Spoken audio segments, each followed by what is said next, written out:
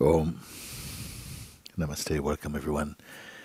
Today, we just take this opportunity to just to look at some of the letters that come, because each week people write letters from different parts of the world and who have been following us through internet and satsangs and try to have their doubts or whatever cleared up and so on. So I just use this time because we are finding not so much time during the week to address each letter. Today we will not go through all of these letters, just some of them. So we see how far we can go in them.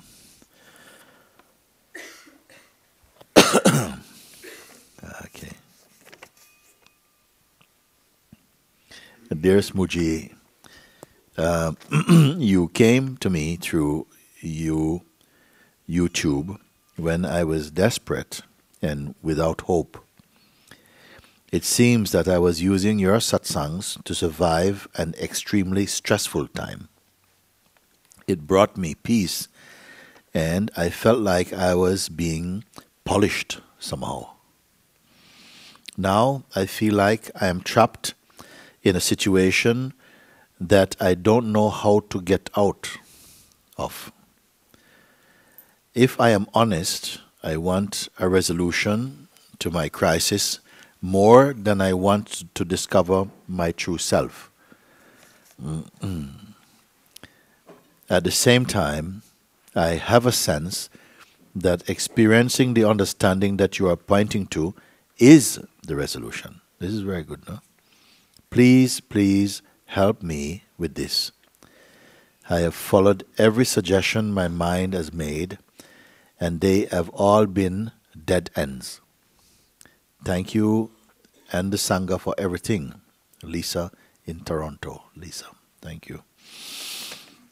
I guess you have said everything in this, because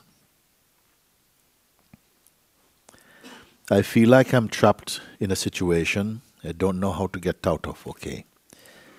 I'm rereading now. If I am honest, I want a resolution for my crisis more than I want to discover my true self. So sometimes the problem can seem so strong that you want to solve the problem more than you want to wake up. She's saying like that, no? If I am honest, I want a resolution to my crisis more than I want to discover my true self. Why is that? You see, the mind will keep on creating more and more problems. You keep on finding more and more problems. But realizing yourself is like the master key. Each problem is like a lock, and you're trying to open this lock to find out what is inside.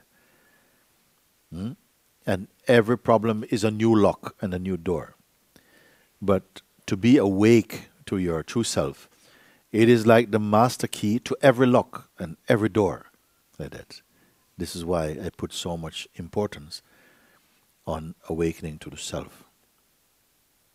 In India, very often we see in India on some shop, in some chemist, they show you one product. This is one medicine for everything. Only in India you see things like that. This is for everything. This is really for everything. For diarrhea, for headache, for rheumatism. What is this? For if you're feeling down, if you're lonely. So my God, the same thing. Yes, for headache and bellyache, backache. Of course, nobody believes it, no? But they sell. But this is one answer for everything when I point like that.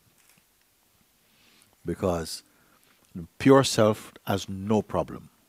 All problems are for the personal self. The pure self has no problems. All problems are for the personal self. So therefore, all problems are personal, actually. The problems that you get caught up in emotionally and I feel so stressed, almost always personal, you see. Now, at the same time, I have a sense that experiencing the understanding that you're pointing to is the resolution. So she's not completely turned away from that. On one way, she feel I want to solve my problem more than I want to wake up. I understand this feeling. Some problems can seem so, they're so, that I just want to solve this problem. Every problem feel like this. It's like a mosquito bite. Wherever a mosquito bites you, it always feel like it's the wrong place. Why is the bite here? Nobody ever say, thank you, mosquito, for biting me. I don't mind it here. If a mosquito bites you here, it's just, wow. How did they know to bite you in such a place? They bite you between, it's just so horrible. They bite you right here. Oh, it's the worst place. Everywhere a mosquito bites you, it's the worst place. You will never say, mosquito, bite me here. No. It's going to be the worst place to bite you. So if you believe in your identity, every problem feels like it's the most important problem. I just have to sort this problem. You see? But she has a sense.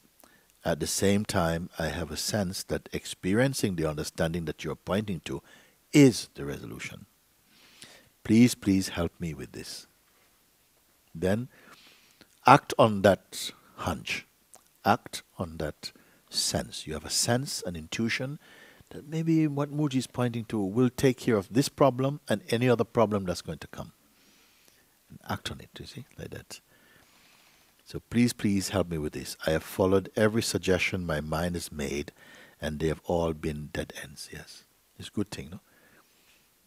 Sometimes your mind seems to give you a little help, no? The psychological mind, the personal mind. But now, all the suggestions my mind have made have been not good. So this is good, actually, because then maybe you'll give him up. So actually, now I must maybe turn to what we were pointing to. So I feel that you have answered your own question in terms of what you should do.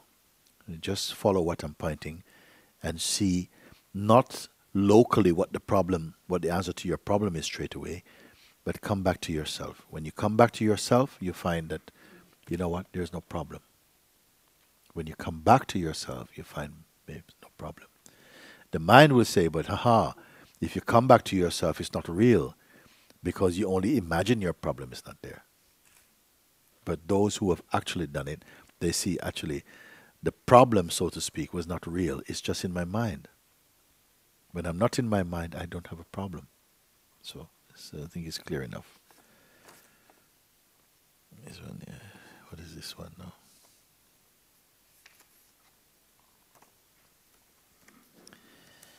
Namaste, Mooji. Beliefs and conditioning are leading a social fears. Belief and conditioning are leading to social fears. In bracket, a feeling of anxiety and panic. When I speak to people, this has become significantly worse recently. I realize this is the identity, but finding it difficult to remain as the self in social situations. Please give me a guidance. I pray to be able to be free forever and ever. With much love, Lisa. Was the other one not Lisa too? I wonder if it's the same one.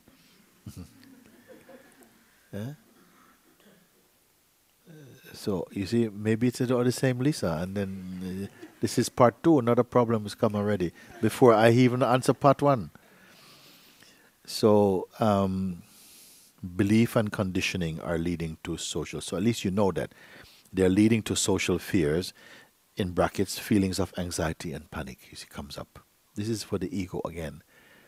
Why anxiety and panic? Social fears. And you mention here, when I speak to people, which is the I that she's meaning, the I that speaks to people, the self-conscious one, the psychologically self-conscious one, the insecure one, speaking with people, you cannot relax. You cannot even have a true conversation because you're too busy watching what you say and how it affects and what the reaction is to what you speak. This is the sign that you're not speaking from your heart. You're not centered. You're not relaxed. In fact, we feel threatened by other beings. You imagine very often wrongly that they are doing and behaving in ways towards you that is actually not true. I realize this is the identity, but finding it difficult to remain as the self in social situations. So when can you be the self? When you're alone in your house? Some people, even when they are alone in their house by themselves, they're not themselves. We understand when you're with people, there's a psychological pressure. You see how you do, and you're talking, and you feel after you go away, your mind says, yeah, well done. You really impressed them. Wow, very good. You see? Buy yourself ice cream. Well done. Good. But even when you're on your own, you're not comfortable. You're still somehow pretending to yourself. That must be terrible, isn't it? Because it means, when are you going to relax? Only in deep sleep. Only in deep sleep. So some people, when they wake up, they go, oh no, not again. It's like, another day? I have to live another day?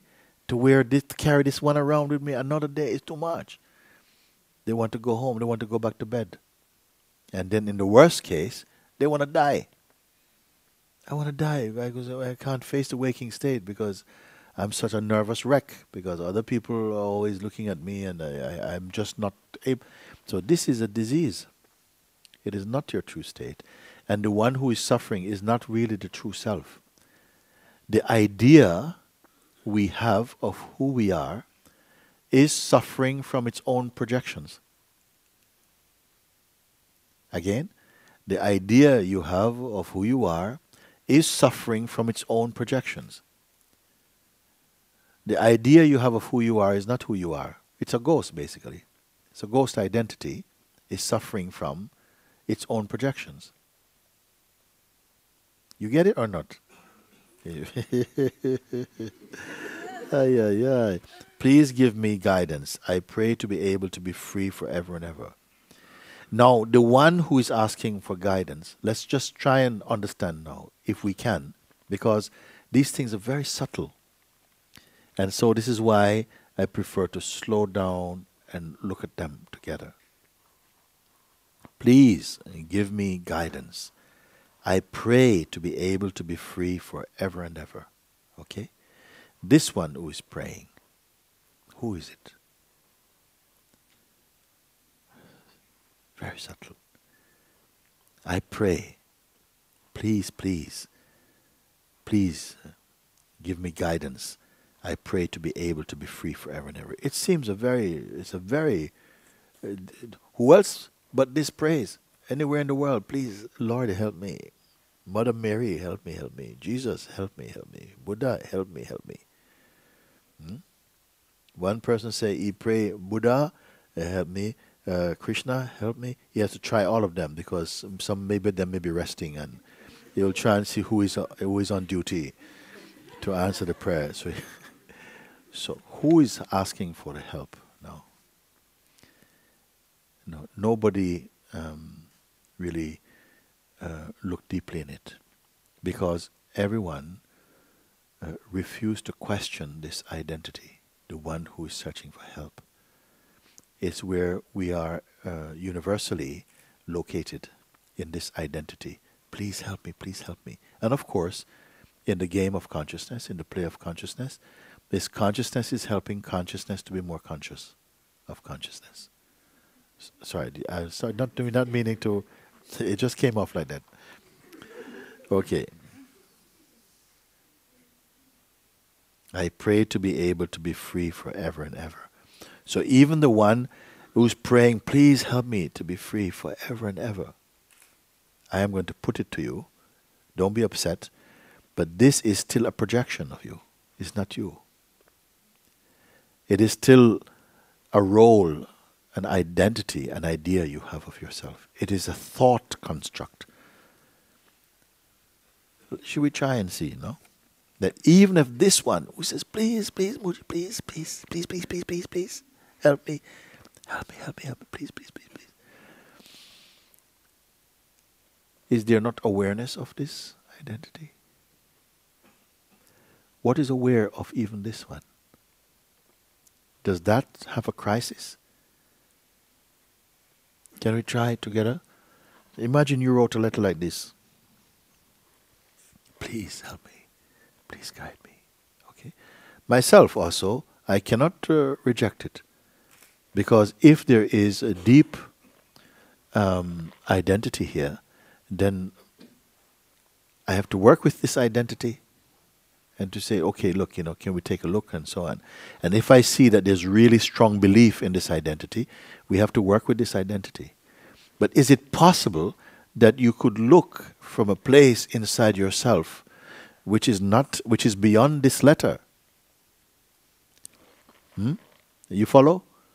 Is it possible that you could be looking at a place inside yourself which is beyond this letter? So you're reading your own letter with no identity.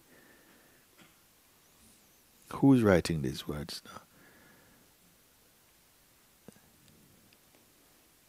And is it cheating that you could come so deeply inside that even your habit, your habitual identity, we're saying, please help me, I really want to stop this, I really have had enough of my mind, and so this one, does it really exist? You see? Because it's saying this now, please, I want to get rid of my mind, and next minute it loves its mind. How can it be trusted? 1 minute, oh please, stop it, stop. Mooji, can you take my mind out? You see? But I see you in another couple of days, and wow, yeah man, I'm just kind of, wow, just really, you see? So it's not consistent. In fact, it doesn't really exist except as thought. The ancient sages have been trying to get this point across, but few human beings get it.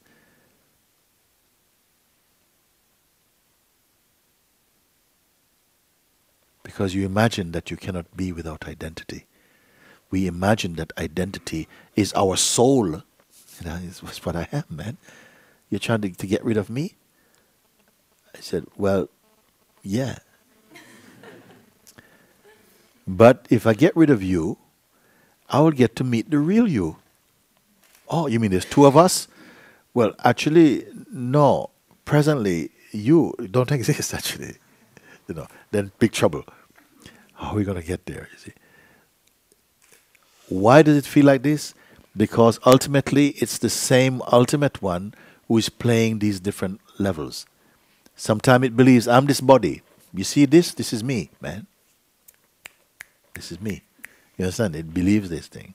If it believes this, it behaves like this also. You see? It behaves like this. You touch them and say, hey man, you're touching me? You touch me? You want to touch me? You see? I am the body. It believes like this. It believes I am the body. Or conditioning. I am my personality. I'm just not that type of person, man. I'm not this type of person. You see, it believes these things.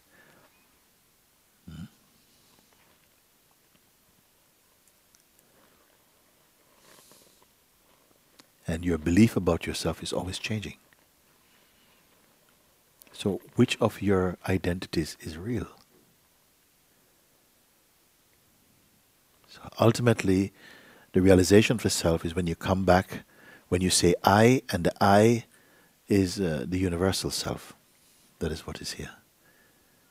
It has always been universal, but it's having a dream of being local, of being the body, and it lives whatever it believes. As you believe, so you live.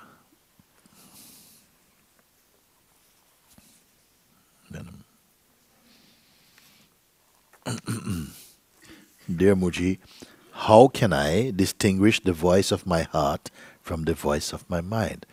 Well, the mind has a lot of things it's saying. The heart's not saying anything at all. Okay? That's how you do. Very easy. How can I distinguish the voice of my heart from the voice of my mind? The one who's telling you, go there, turn left, go there. No, no, don't talk to him. This one, yes, stay here. Don't move. Oh, they're looking at you. This is your mind. What is the voice of your heart?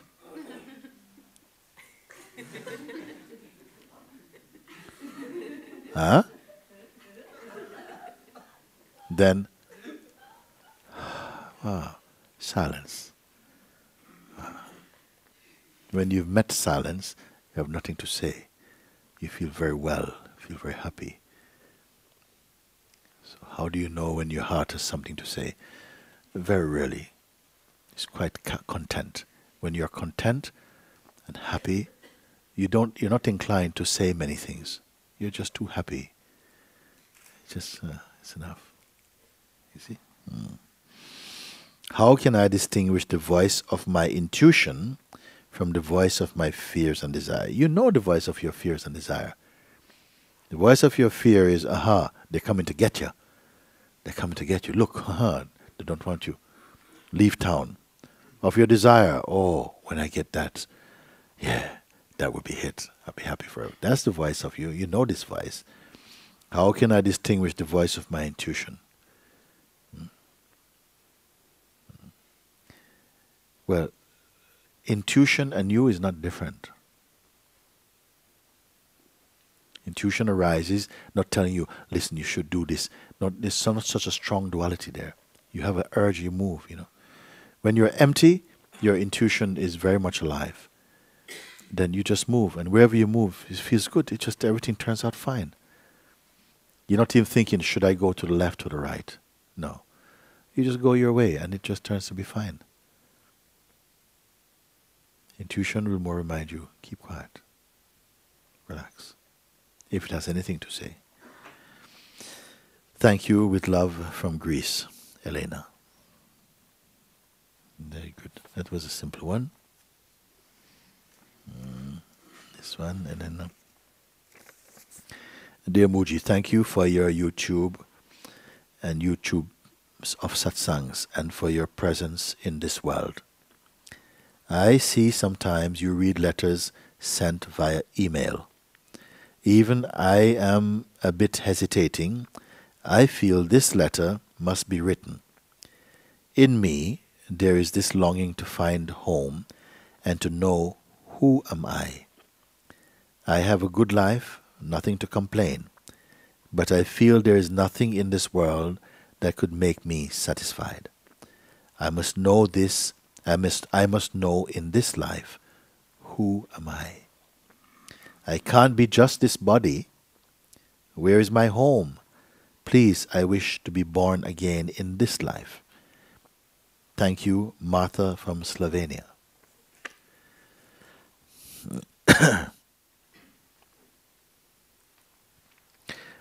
Again, in me there is this longing to find a home and to know who am I.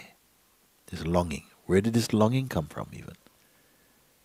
Where did this longing come from? Watch where this longing comes from.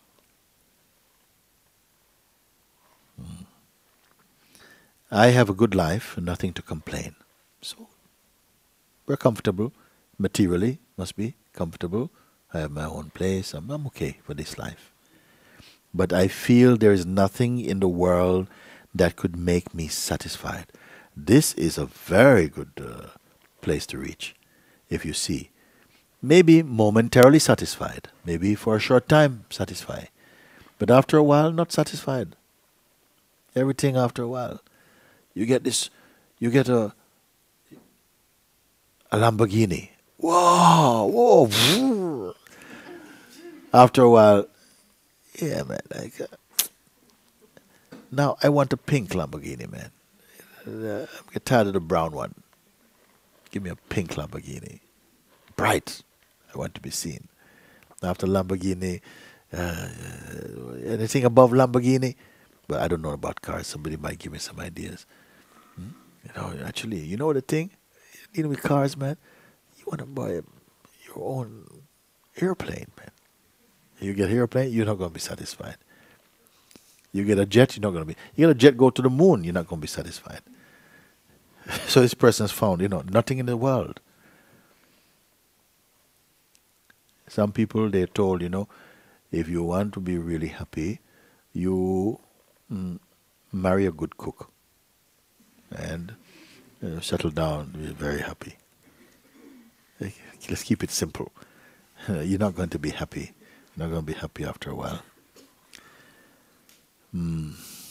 So I feel there's nothing in the world that could make me satisfied.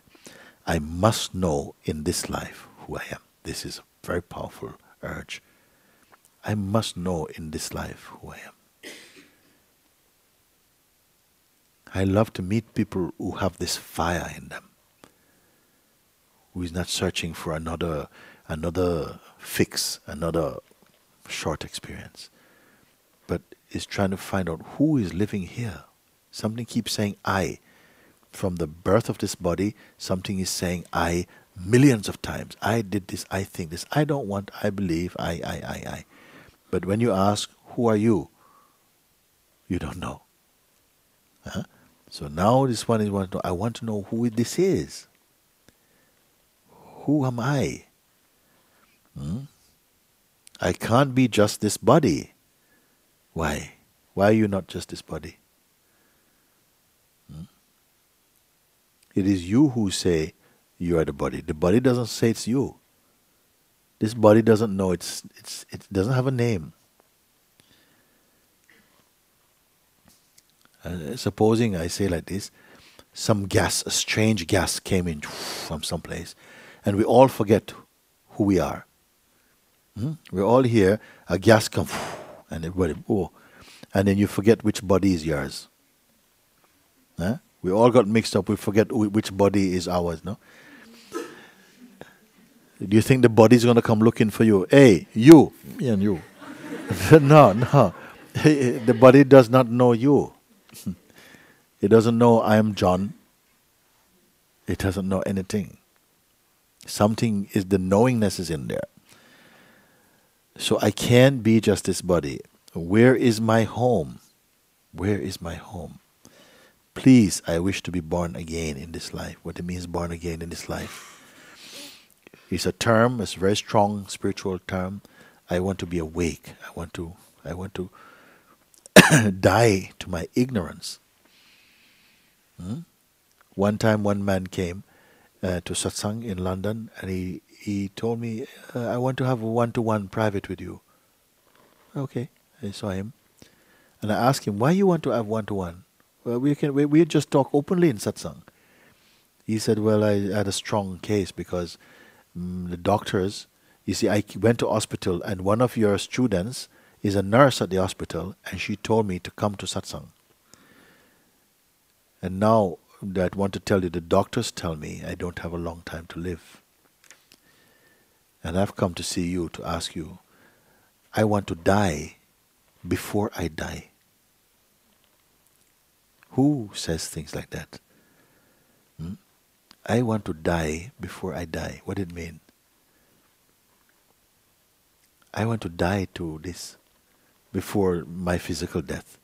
So when the physical death comes, I am free of this thing. Then you are saying, please, I wish to be born again in this life. But I don't know what you mean by that, but I'm assuming. If you mean that you want to be born again, born again in this life must mean waking up to the truth. So I'm going to point out something now. I want to know who I am.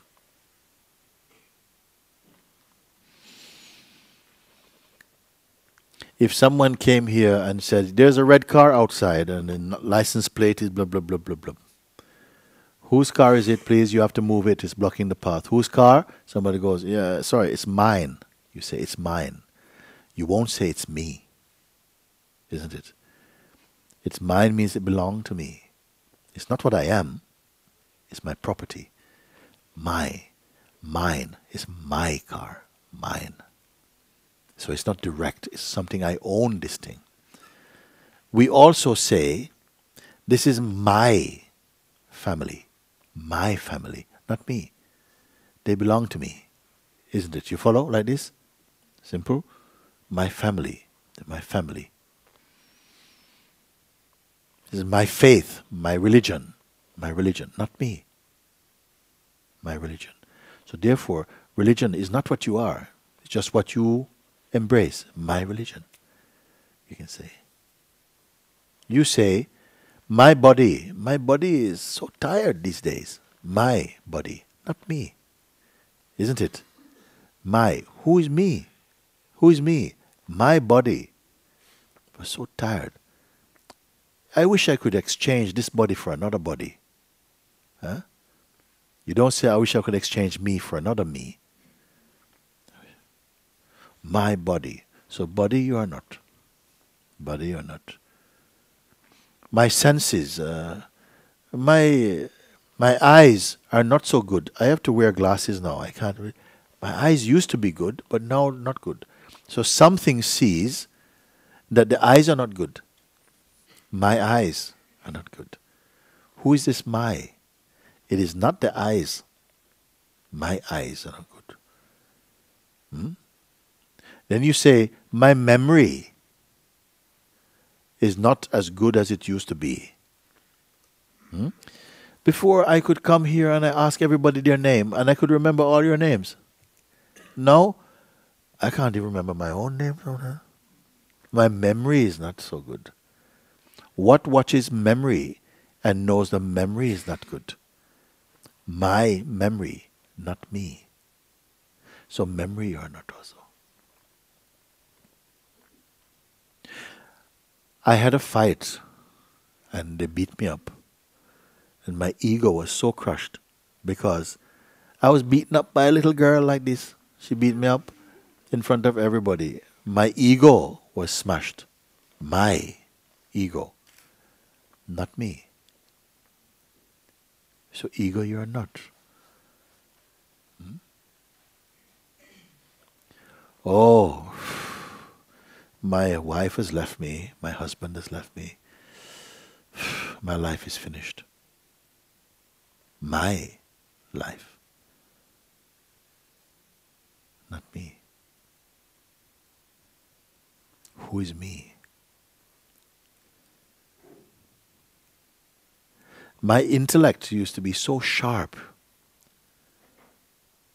but now it's a bit kind of weak. What observes intellect? My intellect. Intellect, you are not. You observe all of these things. What's left? My breath. Oh, yes, I went on Vipassana course, no? And we paid a lot of look, to my senses and the breath, something watching the breath and so on. Watch the breath and so on. My breath, not me.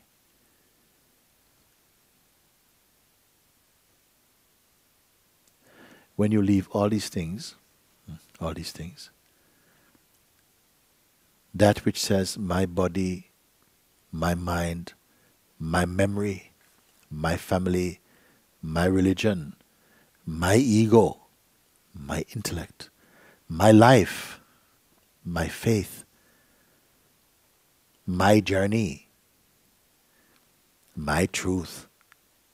Leave all those aside. And one thing is left. I. I is left. Can you say my I also? Can you say my I? My I self is a bit confused. What is I self even?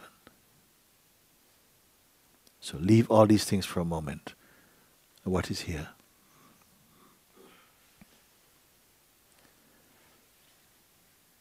What is here? Feel, don't think.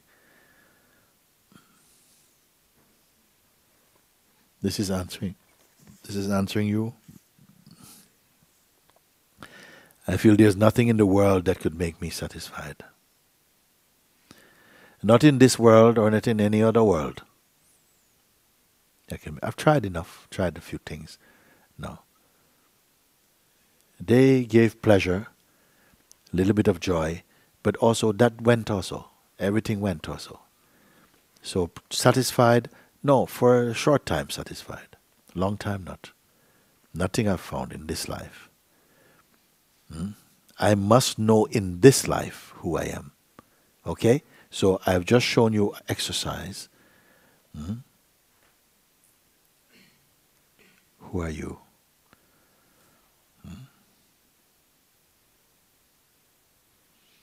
Just imagine you showed up in some place for an experiment. They say we have a very, very important spiritual experiment, and a few people showed up, and they say, okay, before you can go through to the next section, we have to take some measurements from you. You must step in this machine. It's a very sophisticated machine. And it's going to weigh everything that is artificial. Whatever is not organic you, we have to remove it. You have to remove it. So your earrings are not you. False mascara, eyelash, not you. Your weave-ons and wigs, no, you have to take those off. Your navel rings and all of this stuff, we have to take them off. It's not you, not original. Your tattoos, I'm sorry, darling, you have to scrape them off. Scrape your tattoo. Not original to you. Okay? Your fillings, sorry, we'll put them back, but now we have to take them out. Take all fillings out, nothing. Anything inside that's not natural, we take out. Okay? Good. Now, anything here is only organic now. Very good. So we take a measurement. Next machine, you go in now. They put the scan. So any thought, anything inside that is not original to you. So all your thoughts, they're not original. Sorry, they have to go. So all thoughts go. All your thoughts about tomorrow, about who you are, no, they were not original for you. They came later. Some of these thoughts only came in last week. Some came in yesterday. Some was from 1962. Oh my God! So everything that was not original to you, we're taking out. Everything gone. Boom. All your desires. Not original, sorry. Everything gone. All your beliefs. Belief. Oh, no. That is something. Machine get in. Every belief gone. Gone. Everything now.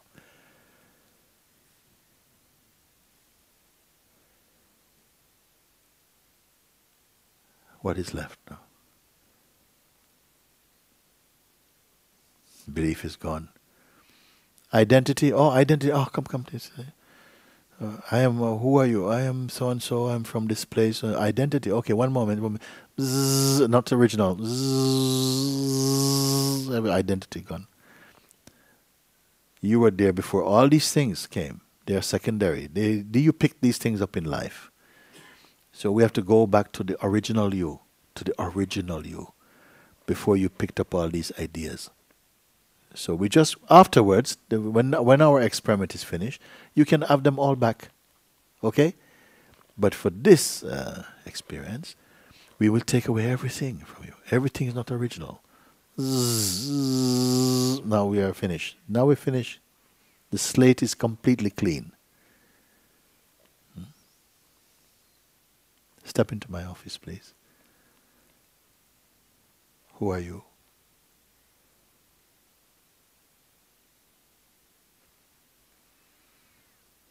Who are you? Senses are working fine, everything, but who are you?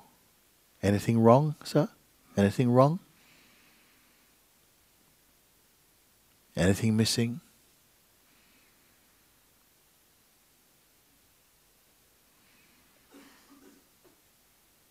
You're in a place now. We're actually doing this machine work now. So you can answer for yourself.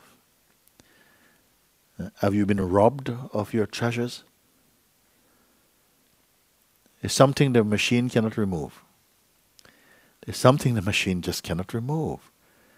What is original, it cannot remove. Everything that came secondary, Spirit, take it out. We just want to meet you to say hello to your original self. Thank you. Do you want your stuff back? Do you want your stuff back? Hmm?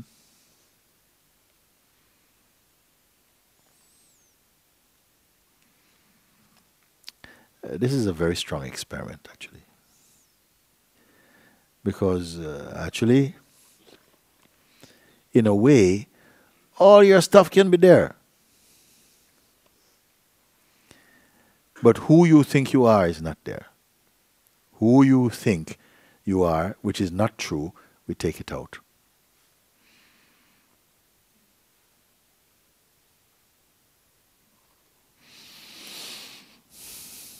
This one is for Martha.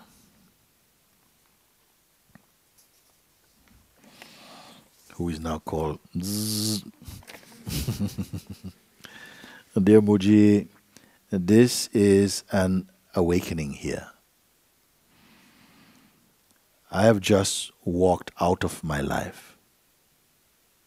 I have just walked out from my life a few weeks ago. Sometimes I'm talking like that. I think I'm going to get into trouble maybe. There is a knowing, only I really exist, only I am. The reason for this letter is that I am noticing a returning sentence in these days, and it says, I should feel silent joy and deep love all the time if I am that. You following what I'm reading? So there's a sense that there's been awakening. I walked out of my life. I walked out from my life, whatever that means. You can yourself try and understand what that means. Myself, I said, at a certain point, I walked out of my life. Meaning that whatever my life was, whoever I considered myself to be, something dropped. Something moved away from it. I don't know how it happened. Then this person, Maddy, is saying, I just walked out from my life a few weeks ago. There's a knowing, only I exist, only the I am exist, whatever that is. There's only now a feeling here, I am. But it doesn't come with a story, it's just a feeling, I am. Let's continue. The reason for this letter is that I am noticing a returning sentence in these days, and the sentence is saying, I should feel silent joy and deep love all the time if I am that. In this state, and now brackets, where home is only, should I always be happy like this? Or can happen that I don't sense continuous contentment and happiness, but very deep silence and usually no emotion at all, only a kind of soft smoothness. I am not sure if this returning sentence, this returning voice, is a guidance from inside or if it is the mind disturbing. Please help me through this doubt. Thank you very much. I love you in eternal oneness, Medi.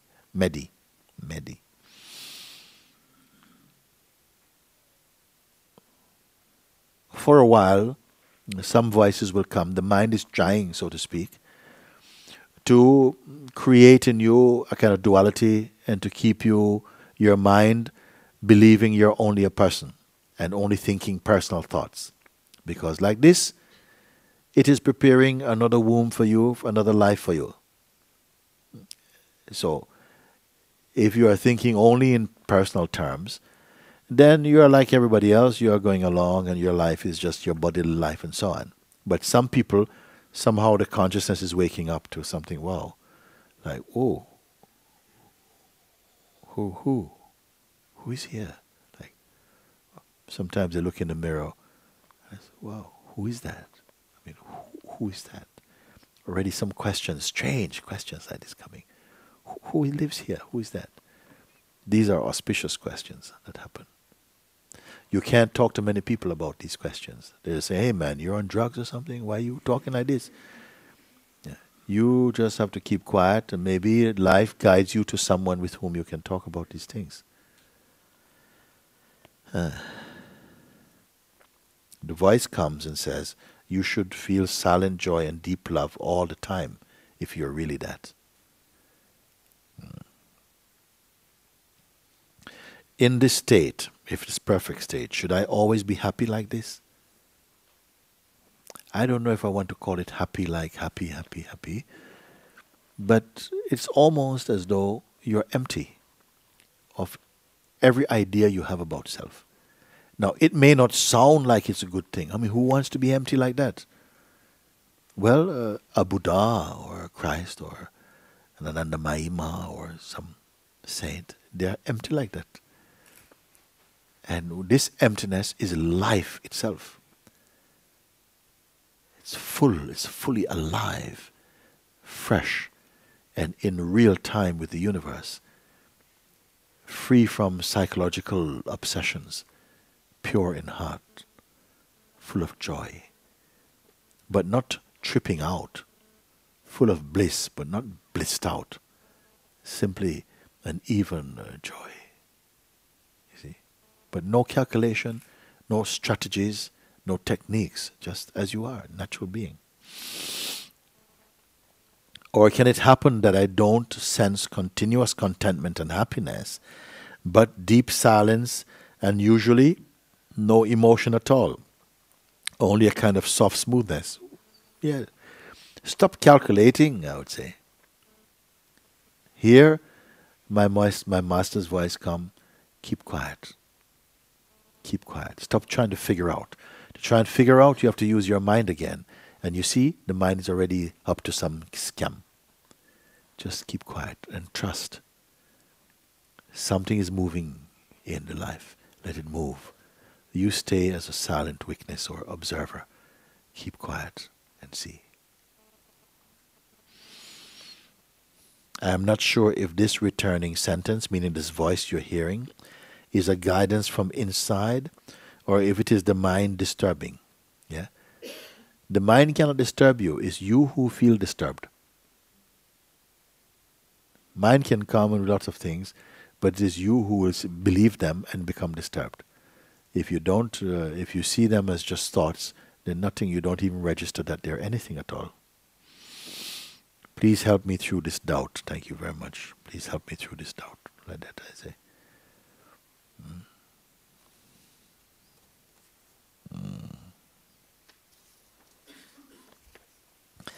Dear Mooji, love and gratitude. When I found something watches the watcher, I can't feel that.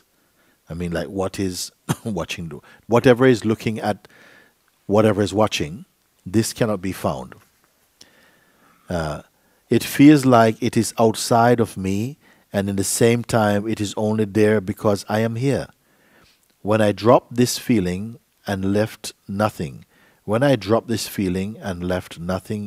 comes, but still there's no joy, no peace, because there's no one left who could feel joy. There's no one left who could feel joy and peace. This is not true. This sounds like something you read. Sometimes you listen to too much of these teachers who speak this Advaita thing. You see? Well, there's nobody there. Who is there to feel joy or peace? Yeah, not like that.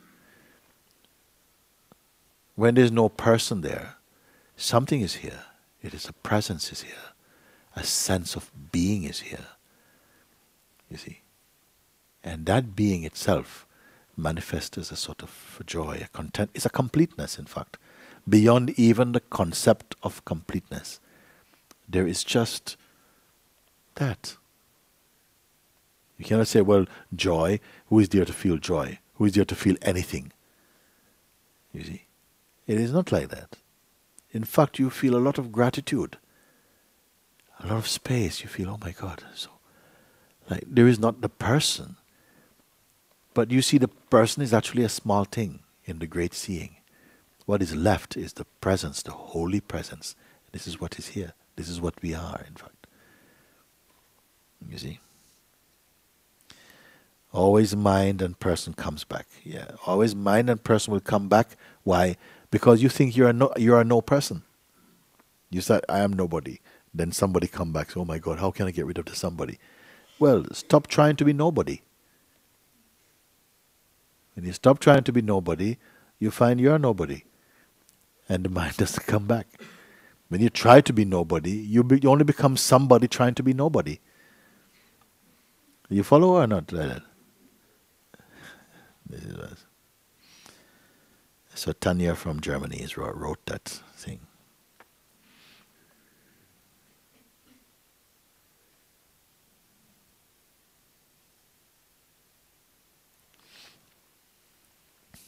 When I dropped this feeling and left nothing, emptiness, when I'm left nothing, emptiness comes, but still there's no joy, no peace, because there is no one left. Why are you determining because? You don't know anything at all. There's no joy and peace because. It's not your place to say because. You don't know what the because is. So you are joined again the mind. You already re-employed the mind. You see? And the mind is there telling you what you should think. Yeah. There's no joy and peace because there's nobody there to be joy and peace. You see? And it would get away with it, except, you see, always the mind and the person comes back. And it's a good thing it come back. Because if it didn't come back, you might start to believe your arrogance and think, oh yes, there's nobody here to feel anything at all, and I know. So it's just keep quiet.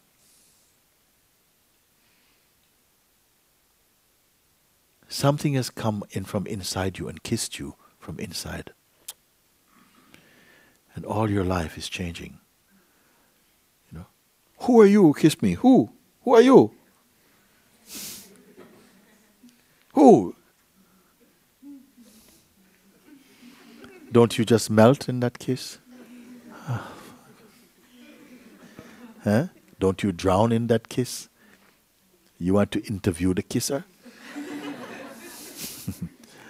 So just you say, oh, my God, wow, I'm finished. What is all my endeavors, all my efforts, all these things I've imagined in my life? And then I'm kissed from inside, and all of them are gone.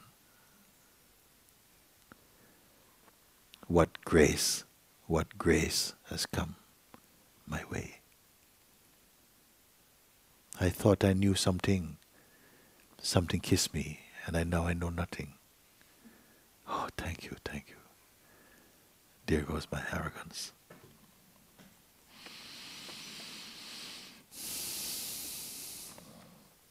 Let's see what there's now coming here. Dear Mooji, the question comes to me, how can people in war regions, example Syria, manage to cope with the tremendous misery their personal and bodily life endures? Is it possible in such situations to put all phenomena aside and be aware of the absolute self? Can these people have joy to give? Yes, yes, yes, yes, yes. You see, the mind will always be baffled.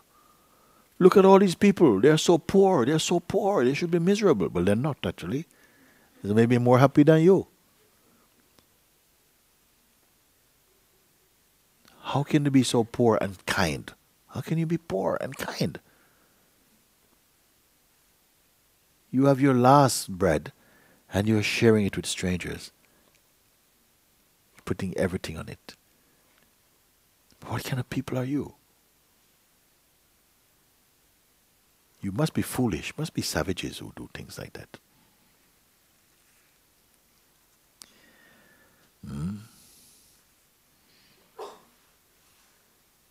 How can you manage in the face of such misery? When they are under so much tremendous misery, their personal and bodily life is enduring. Sometimes this misery is the greatest influence to change your life from a caterpillar to a butterfly. You don't wish it on anyone, but you go through tremendous pain. Some people, you don't have to war. Maybe you lose a member of your family or a close friend. Maybe you survive a car crash or something, and then you start to value your life. You grow internally. You lose your stupidness, become much more alert and sensitive to life.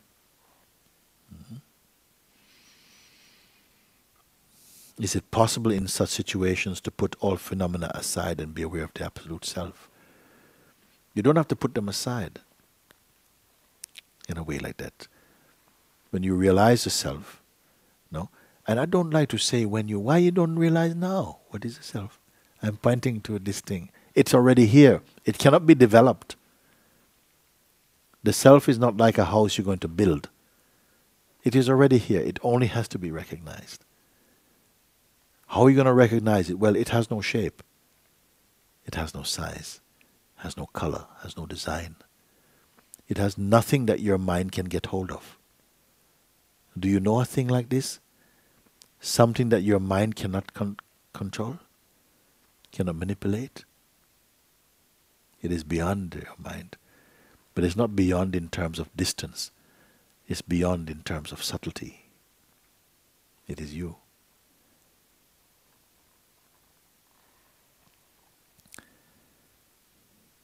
Can these people have joy to give? Yes.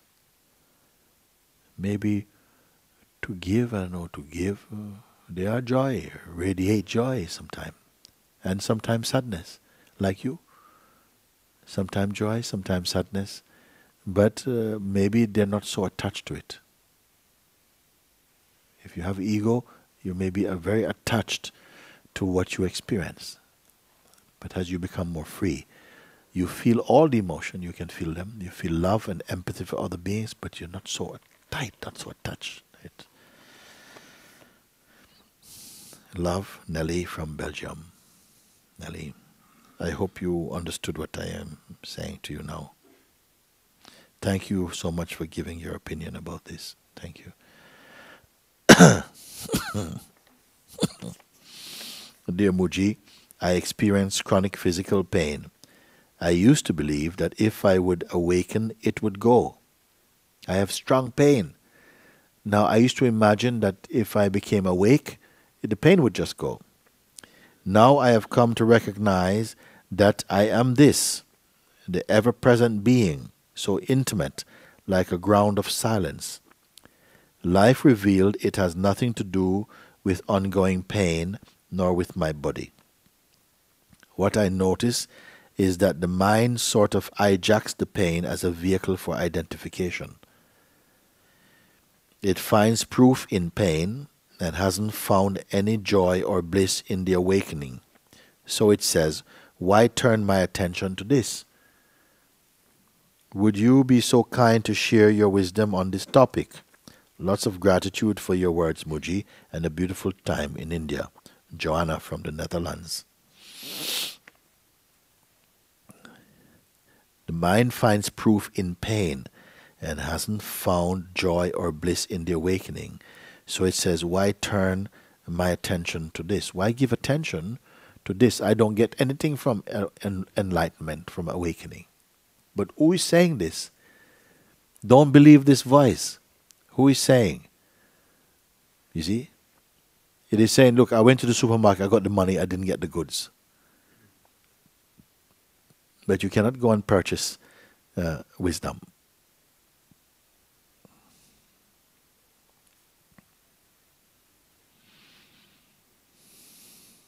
What I notice is the mind hijacks the pain as a vehicle for identifying. The mind is using your pain as a way of identifying. You see? And it finds proof in pain and hasn't found joy or bliss in the awakening. Has it experienced the awakening, though? What it means, awakening. It is so simple what I'm speaking. Maybe you think I'm being mystical and being very... Mooji is using Zen koans or something, and he's being very mystical. No, I'm being very simple.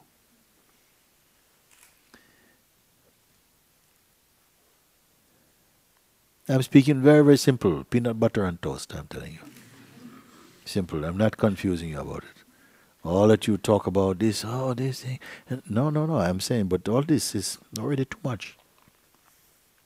You have found something. You must be observing to say these things. It finds proof in pain and hasn't found joy. It finds proof. So if it's a it, you are watching it. You're watching your mind finding proof in pain. But are you this mind?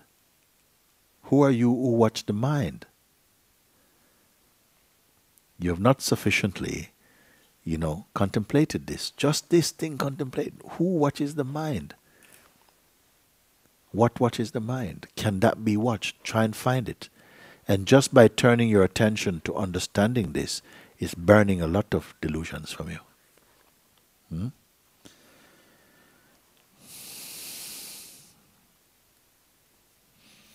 You have been very patient. We have been here from 3 o'clock. It's 7:23 now.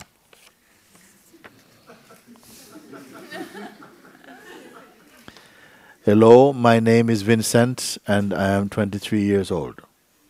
I have been watching your videos for some time now and I just want to give you great thanks for pointing me in the direction of finding myself. I had a moment in my life where I was seeking directions through different religions, but I didn't know what I was really looking for. I had doubts about God, wasn't really comfortable with where I was in my life. I was confused and I would turn to the mind to seek my answers. I felt very lost, and thanks to your guidance, I no longer have that feeling of being lost. I just really wanted to say thank you and hoping one day I can join you in Satsang in the physical.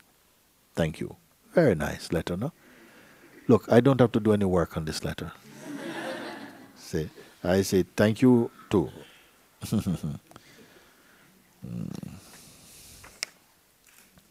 Dear Mooji, thank you. I love what you are and do. May I ask you the following?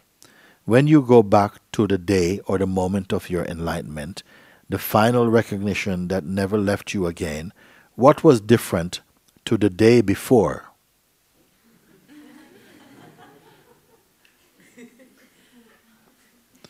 Why would I want to go back to that, to look about it?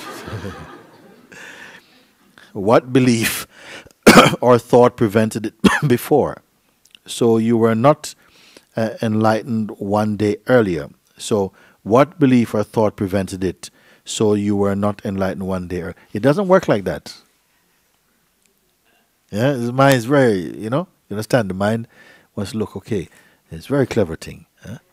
What happened on that day that made it different from the day before? Because the day before you were not awake. And then on that day you became awake. So what happened, especially on that day? And could you put it in a bottle and sell it? We'll buy it. What was it a thought at all, or was it fear or something else? What is it that you didn't recognize the eternal self, but then you did? You suddenly came to know it. So not only believing because others told you about it, but knowing inwardly for sure yourself. What happened inside of you? In brackets, you thinking you are a Mooji first and then realizing who or what you really are.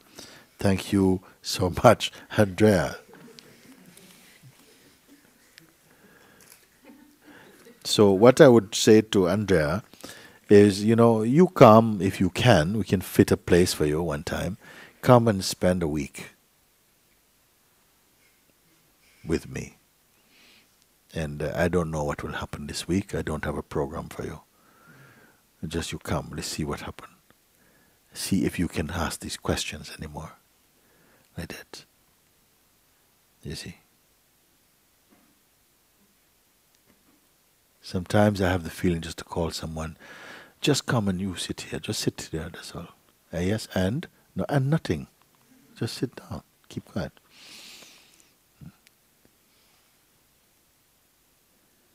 Because I know something internally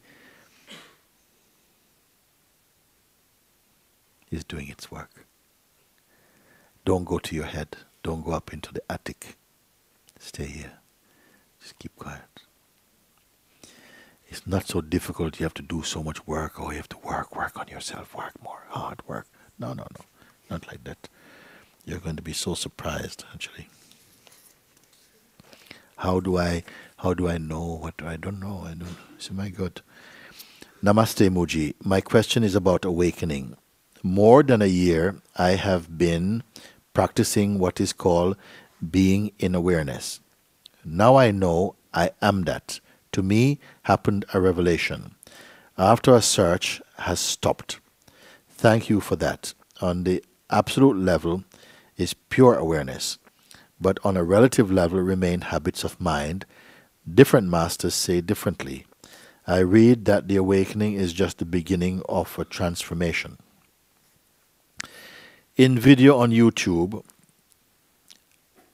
What is Awakening, you talked about these things, asking you to share your experiences. I'm a fairly young man. I know that life takes care of itself. I do not believe in thought. I know that my desire is not me, but they are mine. They occur in the body that I have. There is a desire to start a family and realize their creative potential in art. So far you gone already? Very important to me, your answer. I know that it will help others to find themselves in similar situations. With respect, love, and gratitude to the Guru, Elijah.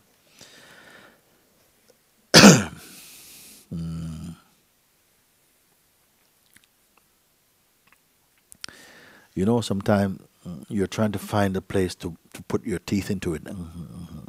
I can't find a place to put the teeth into it. It occurs in the body I have. There is a desire to start a family and realize their creative potential in art. That's very far projection.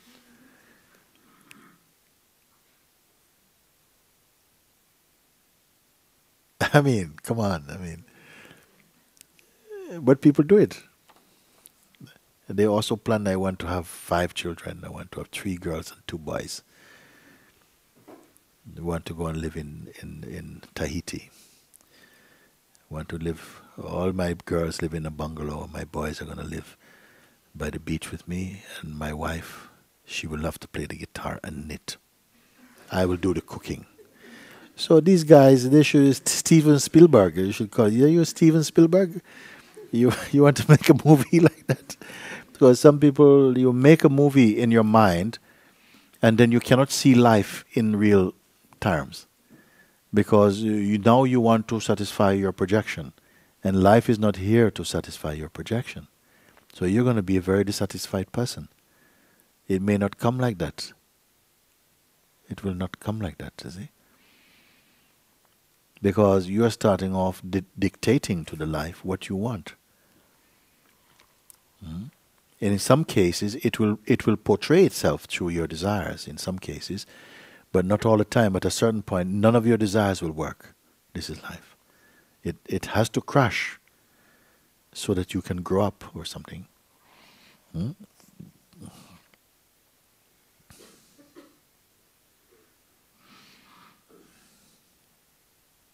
Because you say, I'm a fairly young man, I know that life takes care of itself. I do not believe in thought. But then you want to have children and to make them grow up and realize their full potential as art. That's a thought. That's a massive thought, you know. I don't believe in thought, you can say. I know that my desire is not me, that they are mine. They occur in the body that I have. But they are not stable. They change also, the desires. There's a desire to start a family and realize their creative potential in art. Very important to me, your answer. My answer would be, give up this idea. Give up every idea about the future, if you can. Give up every idea. You may feel lost, naked for a while, but don't give up on this. Just accept it and just explore it. Just be quiet and move in this emptiness, free of projections for a while. and something will begin to emerge in you that you are going to find very beautiful. Because if every time you're holding on to idea, what I want, that's next thing and so on, it's like you're not in real life. Some people, they are traveling around the world and all they do is take pictures of themselves in places. No? But they never enjoy the places. You see them on London Bridge. In Paris, Napoleon Bonaparte. And but they don't enjoy the place. Oh, how was your time there, darling? Where? In the Eiffel Tower. Oh, well, no. Look at the picture. You see? It is a contradiction I find there. I'm a fairly young man. I know that life takes care of itself. If you know this, leave it to take care of itself. Isn't it? So I would say the ideas, those projections, honestly, I would say to you, Elijah, I would say leave them, and then you can allow the life to show what it wants to produce through this body.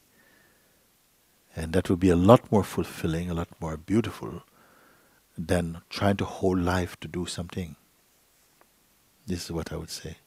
And I really feel that that is really imparting something valuable. Dear Mooji and team, I have a question that has been striking me for long. I believe that if we undo our knots in the life thread, we will leave the earthly life and go back to the core. What has been striking me when thinking about this is, why are we so many souls on the earth if this is the case? How can we become more and more people when we should just be more enlightened and be able to leave the bodily existence? How much gratefulness for your insight on the matter. All the very best, Varja. Sweden. Is that this, Varja? Varja. Why are we so many souls on the earth if this is the case? Start further up. I believe if we undo our knots in this life thread, we will leave the earthly life and go back to the core. What has been striking me when thinking about this is, why are we so many souls on the earth if this is the case? So your mind creates some hypothesis and then it fails. You understand? Because it's not like that. We are here to undo our knots, okay? And then so we lighten up and go back to the core. So if we are successful, we should be reducing in number on the planet, no? But we seem to be getting more and more. We're not undoing our knots at all. We are making more knots, maybe. How can we become more and more people when we should just be more enlightened and be able to leave the bodily existence? I said when we were talking one time, no? We were walking and I say, it is said that there's 8 billion human beings alive now, today, on the planet. More than at any time. I said, well, if it's 8 billion bodies, it's a lot of bodies, no? But if it is 8 billion egos, whoa, it's a bit too crowded, like this, no? So, and this part we are touching somehow. But when we should just be more enlightened, be able to leave the bodily existence. To leave the bodily existence is not necessarily mean to leave the body, necessarily. When you leave the body, you have to leave the body. But nothing wrong with bodily existence in some way if you're not attached to it. If you're not attached to it, it becomes the divine play. It's beautiful. Become attached to it, it becomes a kind of suffering. And intense multiplication of the dualistic tendencies and so on. Are we coming home? Not bad, not bad. At the end of May silent retreat, I experienced a disappearance of me. Unimaginable freedom and so natural, yes. Since then, as I knew, crumbled and challenged vasanas have emerged. And challenging vasanas have emerged. Sometimes, as soon as you have the most powerful release or awakening, then you think, I'm finished. No. But then all the heavy duty stuff start to come. Like, you may think, why it happened like that? Well, different reasons. Maybe if you have an awakening, you maybe think, hallelujah, oh my God, what was that? You see, before you start to celebrate, I said, don't open the champagne so quick, okay? Just keep quiet in your being. Stay with it. Don't start celebrating. Sometimes very strong resistances come, and you must face them and let them burn, let them go through. What is that up there? Certain tendencies feel so ingrained and cunning that emotional escalate into a violent stampede. Charged with identification, I succumb to play the part in unwise repeated patterns of suffering. I see that belief in a thought gives it power, yet somehow these thoughts are so quickly believed that they slip past inquiry and take the reins.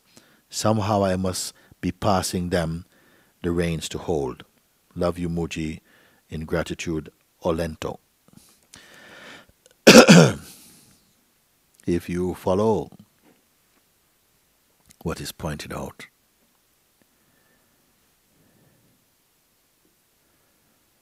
I see that belief in a thought gives it power, yet somehow these thoughts are so quickly believed that they slip past inquiry and take the reins. But who sees those things? The great I sees all things. Stay like that, don't identify. The greatest victory over the mind, the psychological mind, is when it loses its importance, when it becomes insignificant. It is finished. At the moment, it's still selling you.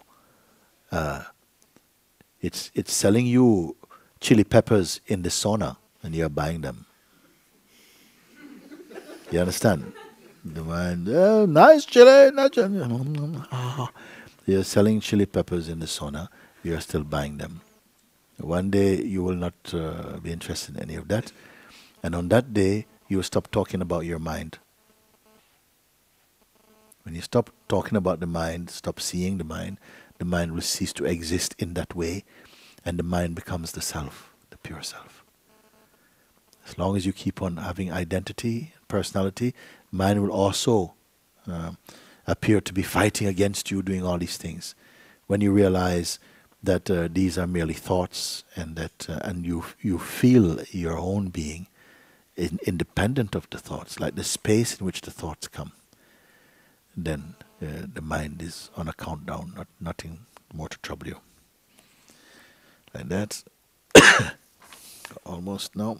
Om Namah Shivaya, Blessed Mooji. I've been doing a lot of self-inquiry and have experienced a few glimpses of the truth, but I'm not yet established in the self. I keep going back and forth between great moments of awareness and then doubts and confusion. This oscillation happen. Oscillation happen. Until you become aware that you are the witness of both extremes of the oscillation, and that you're not on the swing at all, then it won't matter. But if you feel, my mind is so heavy, and then back inside, wow, what is mind? There's no mind. I'm so happy, I'm so peaceful. And swing out again, no, the world is so full of trouble, and back in again. I am the Buddha, I am tried.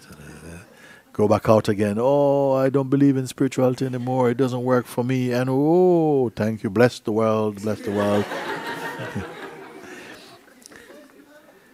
Then at some point, something recognizes that this is just a play. I am not the thing which is going in and feeling great and going out and feeling terrible and going in.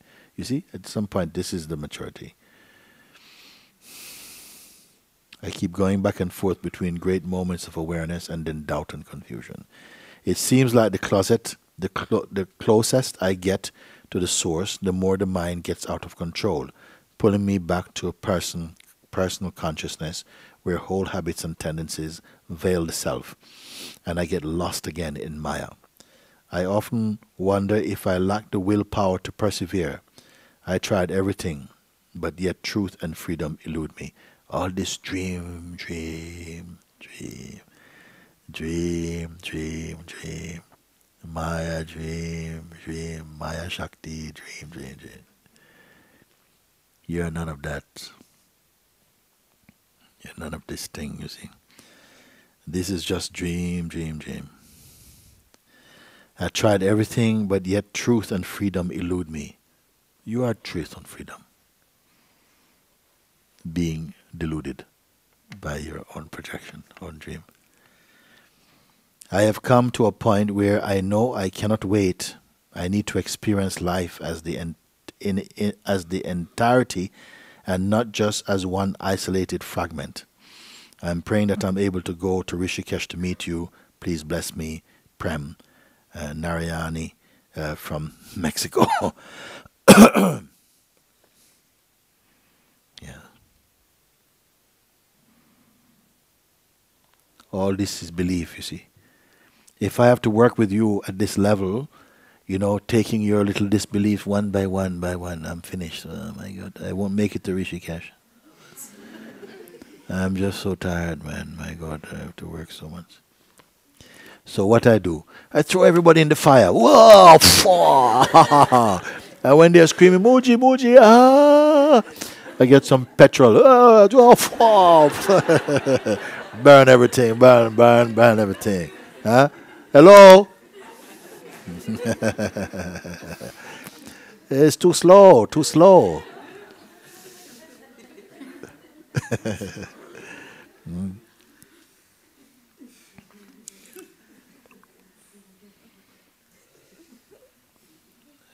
The best thing I can tell you is a dream, dream. He said, no, it's not dream. It's not. Okay, okay, believe, believe. It's too much work. It's too much work. It's just too much work. Who wants to do so much work? You know, on one person, and there's 8 billion other ones. How do? We torch the whole lot, you know, grenade and trouble.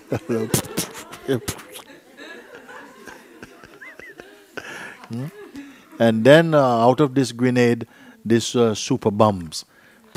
The beings, oh, thank you, thank you. Thank you for your lack of patience towards us. Thank you, thank you.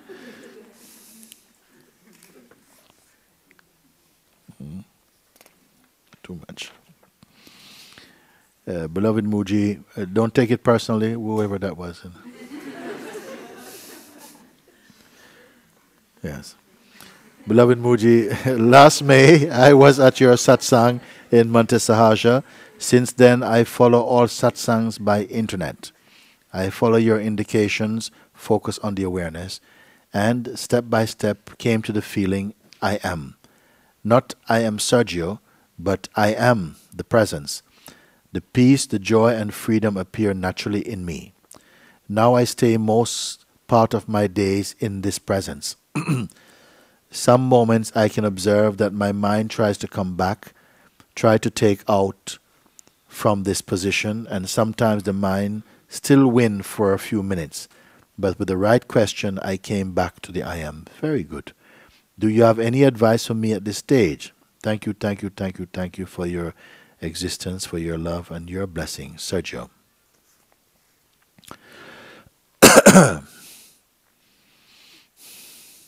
Some moments I can observe that my mind tried to come back, tried to take out from this position, and sometimes the mind still win for a few minutes, but with the right questions I came back to the I am.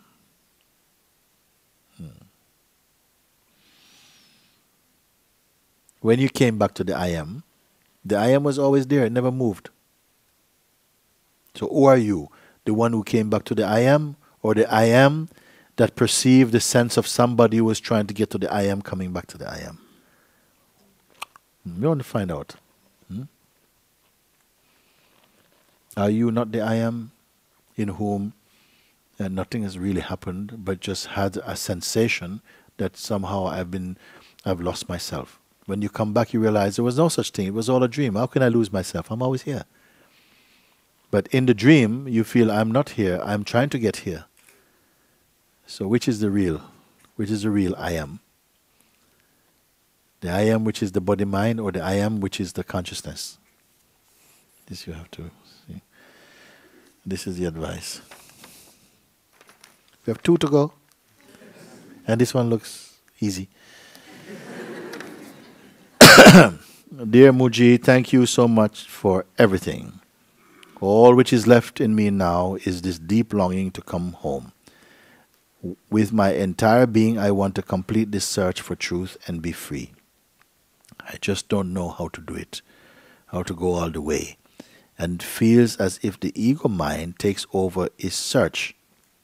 There is so much effort to be still, to rest in awareness, simply to observe. And then judgment is coming that I do something wrong, because it should not feel so exhausting all the time, with all the active trying. Somehow it seems that even mind only wants to come home, and this seems to be in the way to simply let go into the absolute. It feels the more I try to find truth, to find my way home, the stronger I am identified with the mind. I want to go all the way and come home, but I feel there is nothing I can do now. Can I just give the search for truth over in God's hands? Ask God to remove me and to bring me home. Just stop all this trying and the self-inquiry and let God do it for me. Somehow I am scared that if I give up, I will never come home and that it will take so much longer. Can I just pray to God and give all this over into His hands? Yes, you can do this thing. Thank you so much, Mooji. I'm so grateful that you are here. With much love. Mareki.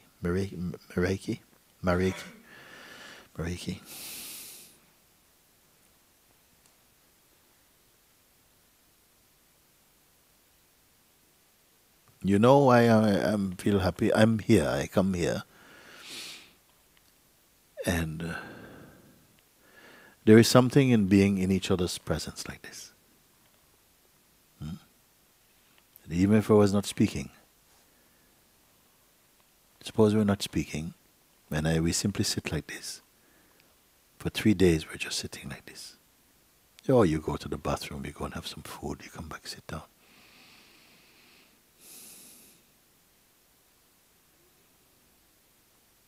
Do you realize that powerful change can take place in your life like that?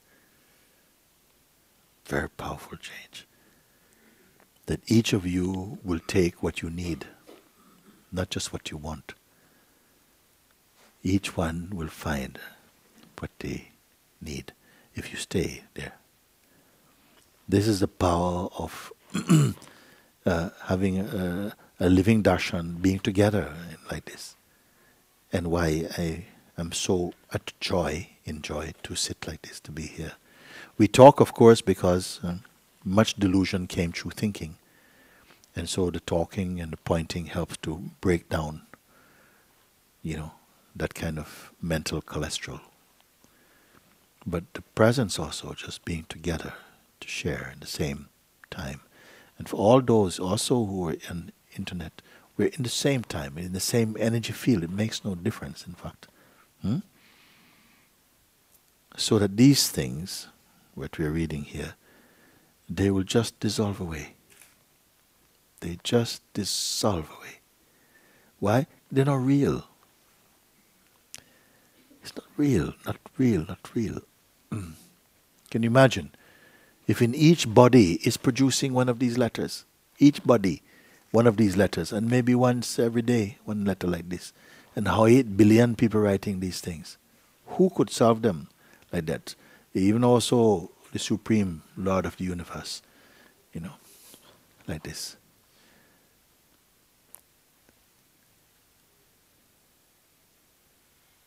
Is introducing its own presence inside you.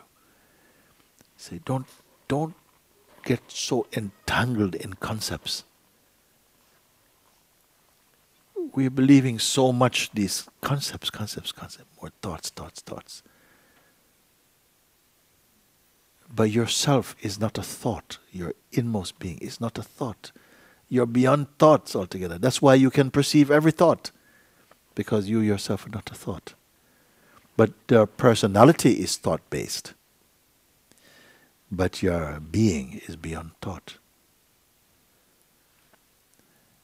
And just by being in a space like, in an environment like this, where the truth is venerated and pointed out, automatically, in a natural way, your heart finds its correct orientation again and comes back into sweet harmony.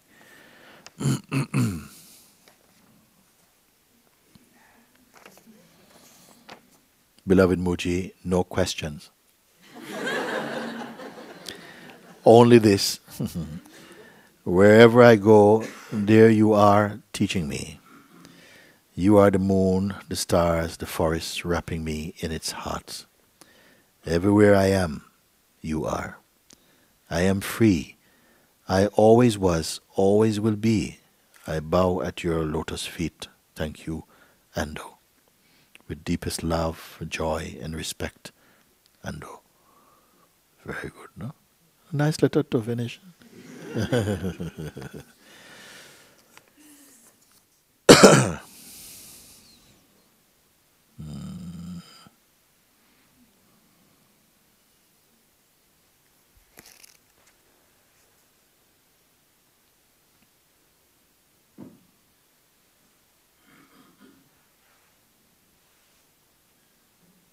Avaduta say, I never experienced sleeping, waking, or the deep yoga trance. To me, there is neither nighttime nor day. How then can I speak of the four stages of the mind? My nature is freedom. There is no Maya for me. Know well that I am unaffected by the appearances or disappearances of the world. To me, there is neither Maya nor its absence. How then can I speak of the performances of right actions? My nature is freedom. There is no Maya for me.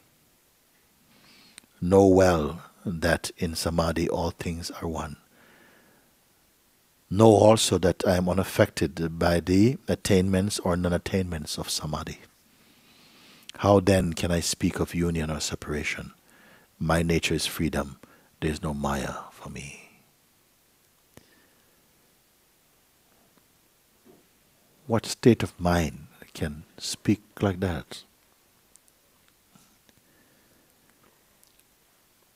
All the beings are saying, oh, this thing happened to me and that thing. What's going to happen when the world... One is saying, all this does not exist for me. Nothing touch me. He's not saying, I don't care about nobody. No. He says, this does not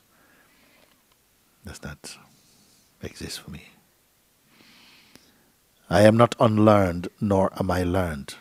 I don't remain silent, nor do I say anything. How then can I speak of true or false doctrines? My nature is freedom. There is no Maya for me.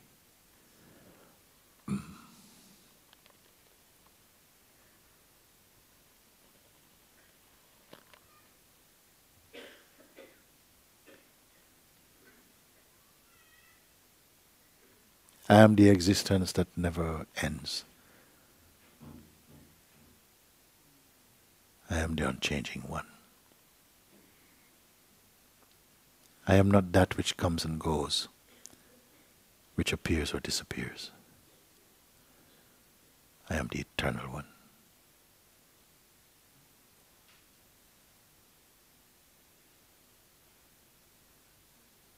In me there is neither night nor day.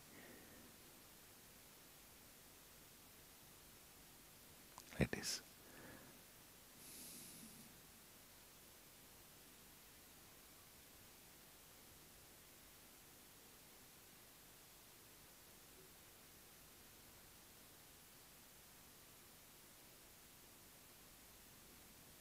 I appear in this form, seeming to have a life, going about, having reactions, interactions, and so on. This is my dynamic dance. But who is the dancer? I am the unchanging self.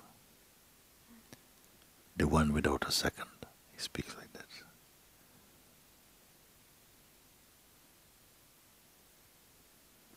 Do not be afraid.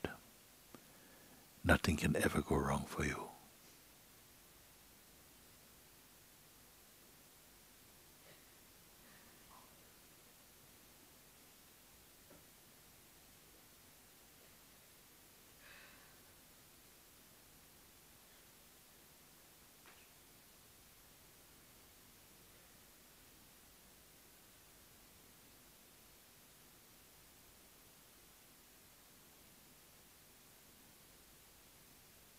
I am the witness of time.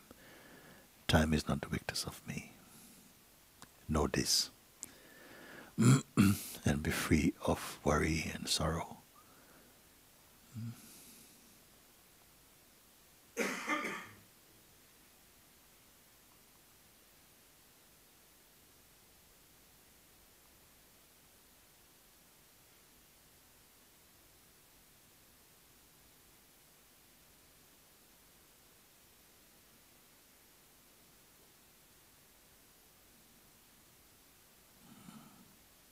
And know in your heart, say, I am the life, the light that never goes out. Forms may change, they may come and go, but I never come and go. Like this.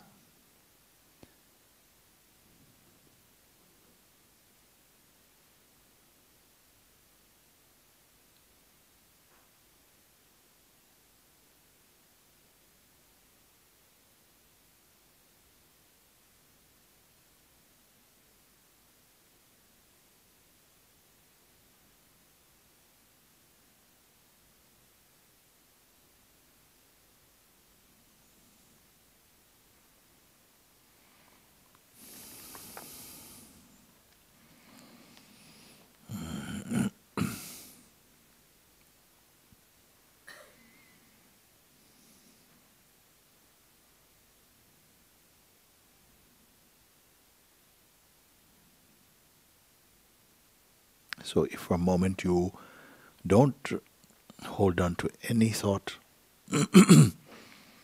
or any self-image, don't paint any portrait of yourself for a moment.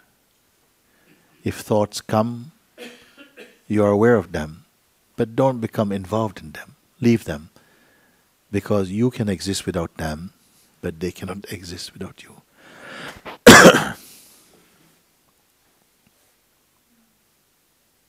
Do not go to the past or to future.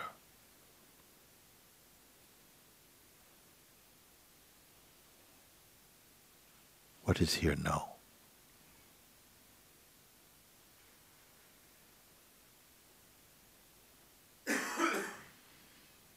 Even without any intention, there's a sensation, very subtle vibration.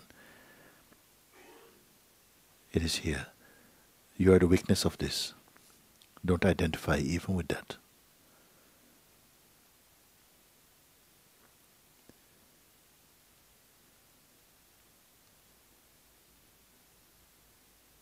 And there's nothing special you have to do, no technique here.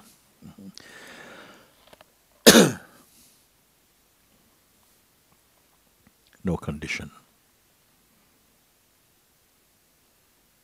Notice just what is by itself, unforced.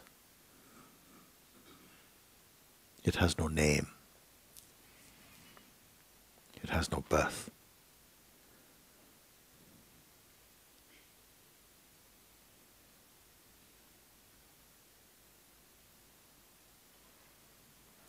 The only real sorrow and sadness I know is to be in this life and to miss this opportunity of seeing into the very soul of the universe.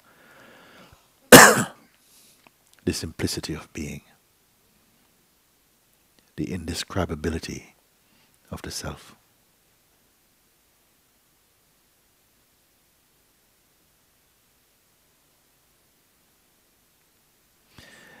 As we leave from here and you go in whichever direction you have to go, you be aware of that which is not in any specific direction, it is in any direction you go.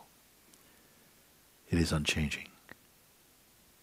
The space in which phenomena plays. But it itself is not a play. The pure consciousness. You are not apart from it. The perceiver of consciousness is itself consciousness.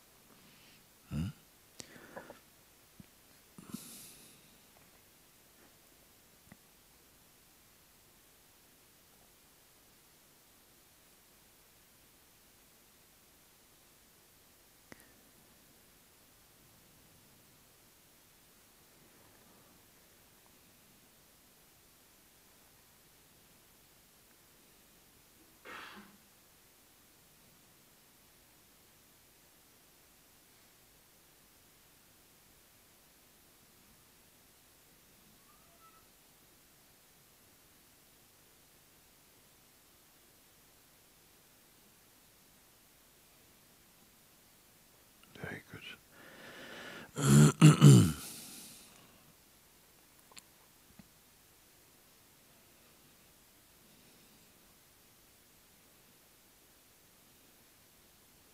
don't know when I will see many of you again. It is my hope that I will see you, but not by attachment. What you have heard today, what has been shared with you, is a light that will take you home, if it is your wish. As I said earlier, when I said playfully, if you want to be happy, nobody can stop you. If you wish to be free, nobody can stop you. If you hold in your heart or feel something for what you've heard and experienced, then follow that direction, follow that vibration, say yes to it. Take me more deeply. Merge my individuality in you. Oh cosmic being, you say like that. Because you're not a stranger to it.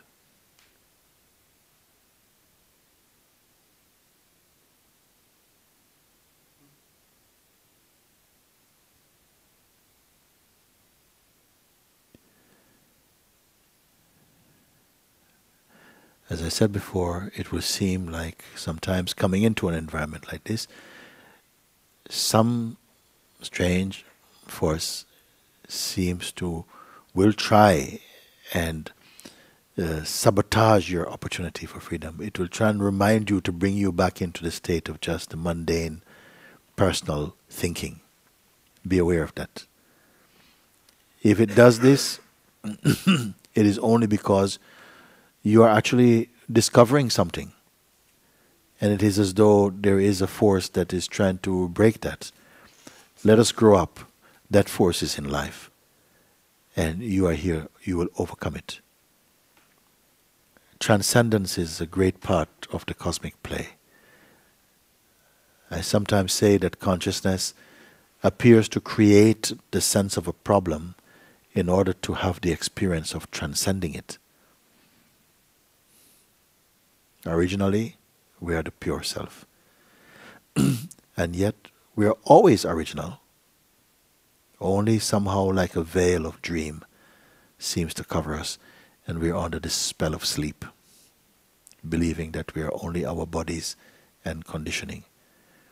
But this sleep is thinning away in the power field of Satsang, speedily waking up to what is real and timeless. Very good.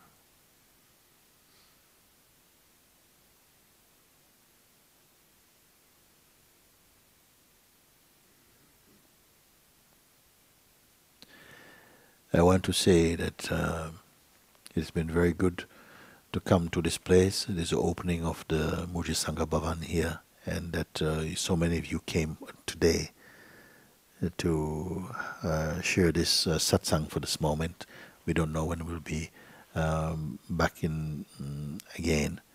We know that we'll be away for about a month, just over a month or so. But also I want to say so much thank you to the Mooji Sangha team who come here. So much dedication to come and to give so much time and effort to make things go well here. And to Mahadev Mahashri for their own welcoming to make sure that this day was take place without too much difficulties. And for all of you who come today. My attitude to you is that you are the self who has coming home to your own self. And that it is a beautiful unfolding, but it's going to have some rocky moments, you see. Because anyone who chooses truth in this life, you're going to have a bumpy ride for a bit. But you will come out. You will come out complete.